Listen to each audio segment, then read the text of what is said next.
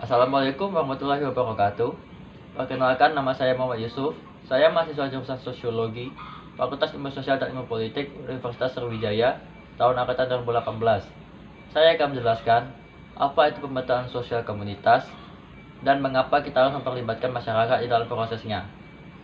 Jadi, mengapa kita harus memperlibatkan masyarakat dalam proses pemetaan sosial? Karena tingkat keberhasilan dari suatu proses pemetaan sosial itu akan lebih tinggi, lebih besar jika kita memperlibatkan masyarakat di dalam prosesnya tersebut. Adapun langkah-langkah dalam melakukan pemetaan sosial komunitas ialah sebagai berikut. Bagian 1 itu merupakan langkah pertama dan awal kita dalam melakukan proses pemetaan sosial, yaitu pengenalan diri kita kepada masyarakat. Tujuan dari ini adalah mendapatkan izin dari aparat desa untuk melakukan proses pemetaan sosial. Durasinya bisa sampai 1 jam ataupun juga 2 jam. Langkahnya adalah 1, memperkenalkan diri kepada aparat desa yang penting. Contohnya seperti kepala desa, keamanan, maupun lain-lainnya. Dan yang kedua adalah kita menjelaskan tujuan dan strategi kita dalam melakukan pemetaan sosial. Yang ketiga adalah kita membicarakan tentang strategi komunikasi dan mobilitas sosial. Yang keempat, kita meminta izin kepala desa untuk bertemu dengan perwakilan masyarakat dan mendiskusikannya. Dan yang kelima adalah mengatur pertemuan dengan perwakilan masyarakat dari perwakilan kelompok yang diundang pada organisasi yang ada di desa tersebut. Yang keenam adalah catat pertanyaan dan tanggapan sebelum berterima kasih kepada peserta untuk waktu dan usaha yang sudah mereka luangkan. Bagian kedua adalah pembelajaran tentang kelompok berpengaruh. Tujuannya adalah mengidentifikasi kelompok yang aktif dan potensi yang untuk memaksimalkan jaringan sosial kepada siapa yang memulai kegiatan dalam masyarakat. Durasinya itu bisa 1-2 jam. Langkah-langkahnya adalah yang pertama, perkenalkan diri Anda dan proyek.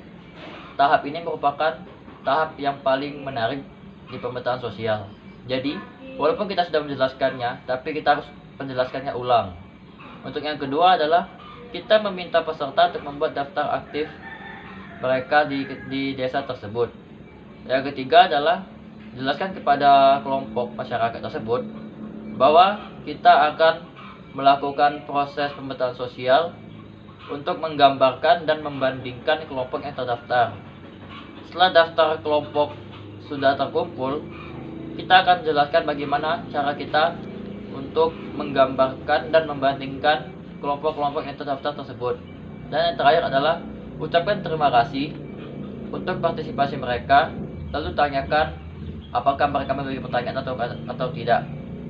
Untuk bagian ketiga merupakan bagian terakhir, yaitu memahami masyarakat, dinamika sosial, dan orang yang berpengaruh di pemetaan sosial.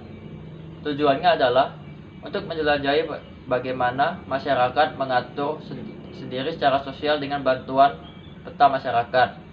Durasinya bisa 1-2 jam. Yang pertama, lagi-lagi kita harus memperkenalkan diri kita dan apa proyek yang kita sajikan. Yang kedua adalah meminta kelompok menjadi 2 kelompok, yaitu berdasarkan jenis kelamin, perempuan dan laki-laki.